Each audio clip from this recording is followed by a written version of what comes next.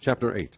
Now Elisha had said to the woman whose son he had restored to life, Go away with your family, and stay for a while wherever you can, because the Lord has decreed a famine in the land that will last 7 years. The woman proceeded to do as the man of God said. She and her family went away, and stayed in the land of the Philistines 7 years. At the end of the 7 years she came back from the land of the Philistines, and went to the king to beg for her house and land. The king was talking to Gehazi, the servant of the man of God, and had said, Tell me about all the great things Elisha has done. Just as Gehazi was telling the king how Elisha had restored the dead to life, the woman whose son Elisha had brought back to life came to beg the king for her house and land. Gehazi said, This is the woman, my lord the king, and this is her son whom Elisha restored to life. The king asked the woman about it, and she told him. Then he assigned an official to her case, and said to him, Give back everything that belonged to her, including all the income from her land from the day she left the country until now. Elisha went to Damascus, and Ben-Hadad, king of Aram, was ill. When the king was told, The man of God has come all the way up here, he said to Hazael, Take a gift with you, and go to meet the man of God. Consult the Lord through him. Ask him, Will I recover from this illness? Hazael went to meet Elisha, taking with him a gift, 40 camel loads of all the finest wares of Damascus. He went in and stood before him, and said, Your son Ben-Hadad, king of Aram, has sent me to ask, Will I recover from this illness? Elisha answered, Go and say to him, You will certainly recover, but the Lord has revealed to me that he will in fact die. He stared at him with a fixed gaze, until Hazael felt ashamed. Then the man of God began to weep. Why is my lord weeping? Asked Hazael. Because I know the harm you will do to the Israelites, he answered. You will set fire to their fortified places, kill their young men with the sword, dash their little children to the ground, and rip open their pregnant women. Hazael said, How could your servant, a mere dog, accomplish such a feat? The Lord has shown me that you will become king of Aram, answered Elisha. Then Hazael left Elisha and returned to his master.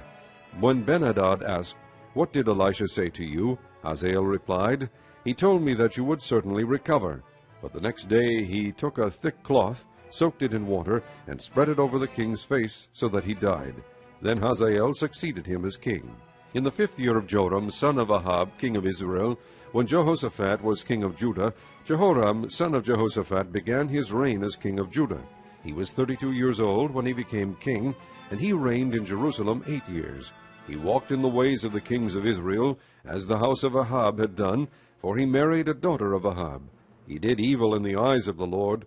Nevertheless, for the sake of his servant David, the Lord was not willing to destroy Judah. He had promised to maintain a lamp for David and his descendants forever. In the time of Jehoram, Edom rebelled against Judah and set up its own king. So Jehoram went to Zair with all his chariots. The Edomites surrounded him and his chariot commanders, but he rose up and broke through by night. His army, however, fled back home. To this day Edom has been in rebellion against Judah. Libnah revolted at the same time. As for the other events of Jehoram's reign, and all he did, are they not written in the book of the annals of the kings of Judah? Jehoram rested with his fathers, and was buried with them in the city of David. And Ahaziah his son succeeded him as king. In the 12th year of Joram, son of Ahab, king of Israel, Ahaziah, son of Jehoram, king of Judah, began to reign. Ahaziah was 22 years old when he became king, and he reigned in Jerusalem 1 year. His mother's name was Athaliah, a granddaughter of Omri, king of Israel. He walked in the ways of the house of Ahab, and did evil in the eyes of the Lord, as the house of Ahab had done, for he was related by marriage to Ahab's family. Ahaziah went with Joram, son of Ahab, to war against Hazael, king of Aram, at Ramoth-Gilead. The Arameans wounded Joram, so King Joram returned to Jezreel to recover from the wounds the Arameans had inflicted on him at Ramoth in his battle with Hazael, king of Aram. Then Ahaziah, son of Jehoram, king of Judah, went down to Jezreel to see Joram, son of Ahab, because he had been wounded. Chapter 5. Do not rebuke an older man harshly, but exhort him as if he were your father. Treat younger men as brothers, older women as mothers, and younger women as sisters with absolute purity. Give proper recognition to those widows who are really in need.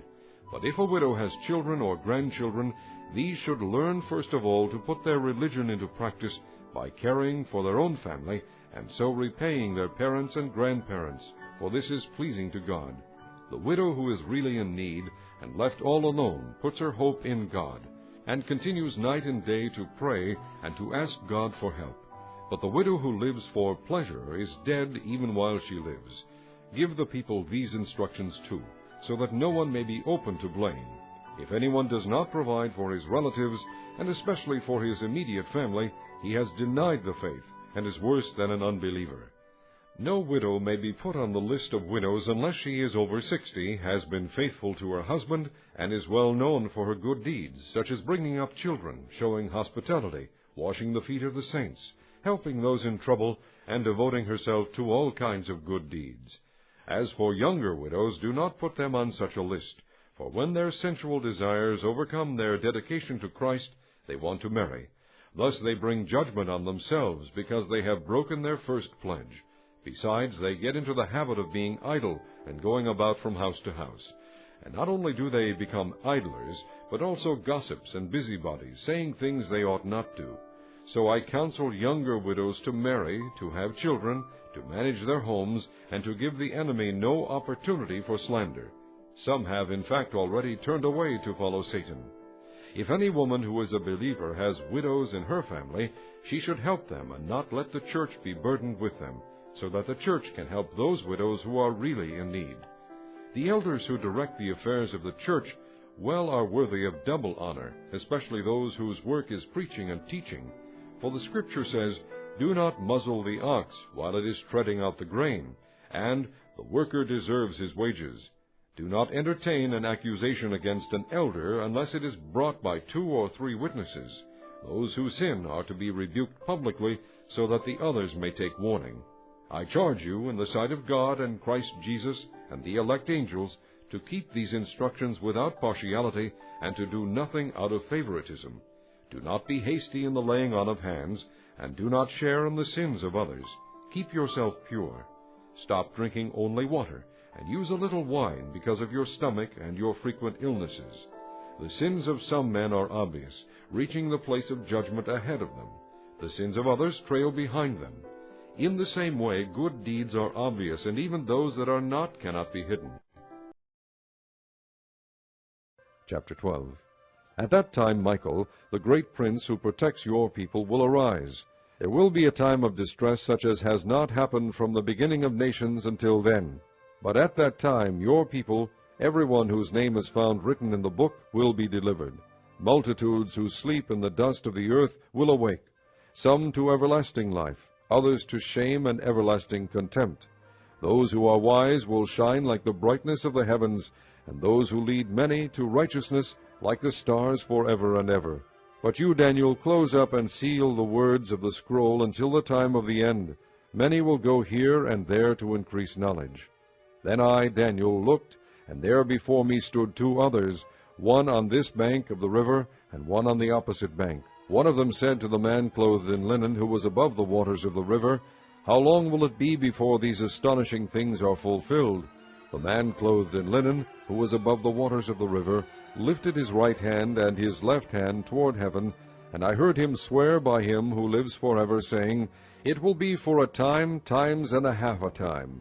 When the power of the holy people has been finally broken, all these things will be completed." I heard, but I did not understand. So I asked, "My Lord, what will the outcome of all this be?" He replied, "Go your way, Daniel, because the words are closed up and sealed until the time of the end. Many will be purified, made spotless and refined, but the wicked will continue to be wicked. None of the wicked will understand, but those who are wise will understand. From the time that the daily sacrifice is abolished, and the abomination that causes desolation is set up, there will be 1290 days. Blessed is the one who waits for and reaches the end of the 1335 days. As for you, go your way till the end. You will rest, and then at the end of the days you will rise to receive your allotted inheritance.